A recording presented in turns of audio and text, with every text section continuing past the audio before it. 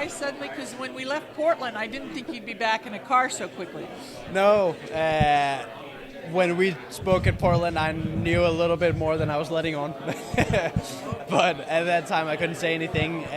But yeah, it was really shortly before we spoke at Portland. I think it was on the 20th I got the call from Ed that he wanted me in the car for this race. So it was kind of out of nowhere a little bit, but a super exciting opportunity for me, and yeah, just excited to get back to short oval racing. You know, I haven't done that in a while, since St. Louis last year, and obviously I've never done it in IndyCar. So yeah, excited about it. I love the way we race at short ovals. That's really a thing that I've taken to over the years here here racing in the U.S. So yeah, just can't wait to go out and do it.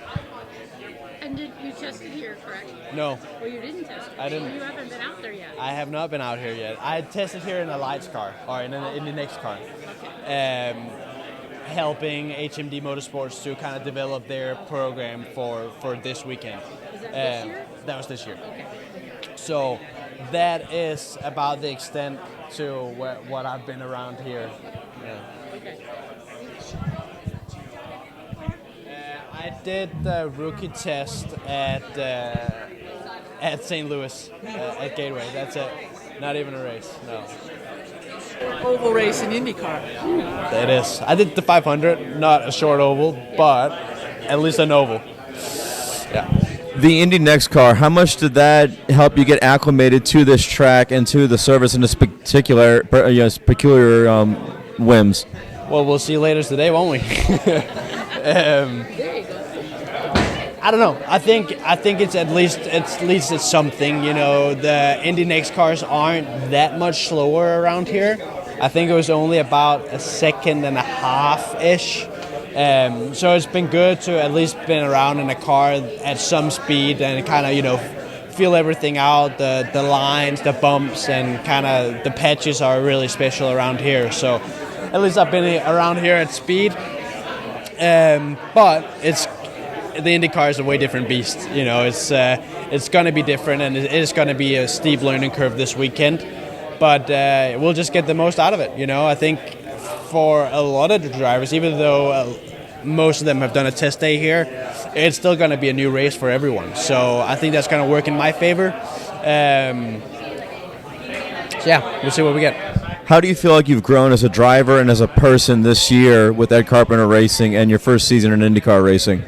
It's been good. I think, especially here towards the last races, it's you can definitely see the progression of where we're headed. Not only me as a driver, but also us as a team.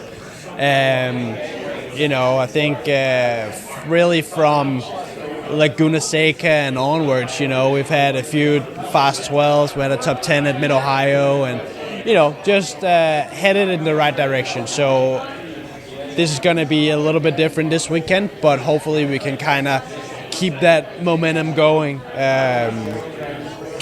Obviously, Portland last weekend was not great for me.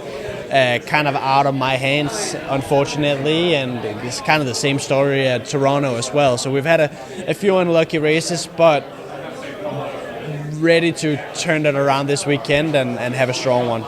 I'm not sure if you know this. This is actually an older track than the Indianapolis Motor Speedway. Is it neat to have a track with this much history?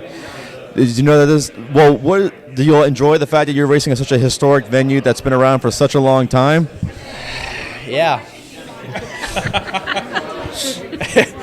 I don't know. Yeah, it's super cool. We were watching some old lights races from back in the day when my driver coach was running it, and it's definitely cool. But at the end of the day, it's gonna be another racetrack for me, which I just have to kind of learn and get up to speed. So I don't even think I'll have time to appreciate the place more so than just kind of getting up to speed.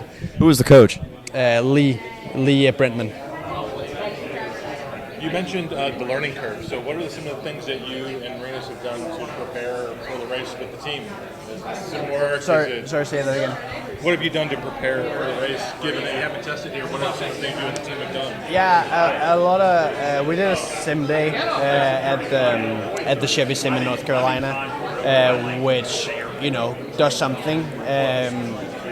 The team, Ed and Renus, ran here for the test here, so obviously been going over that data and video and all of that stuff to kind of hopefully jump in and be, decent right away. So, just all the normal stuff, video, data, sim, what everyone else says. Good luck. Steven Stump of Frontstretch.com here. Come back for more great racing videos, and if you like us, don't forget to hit that subscribe button.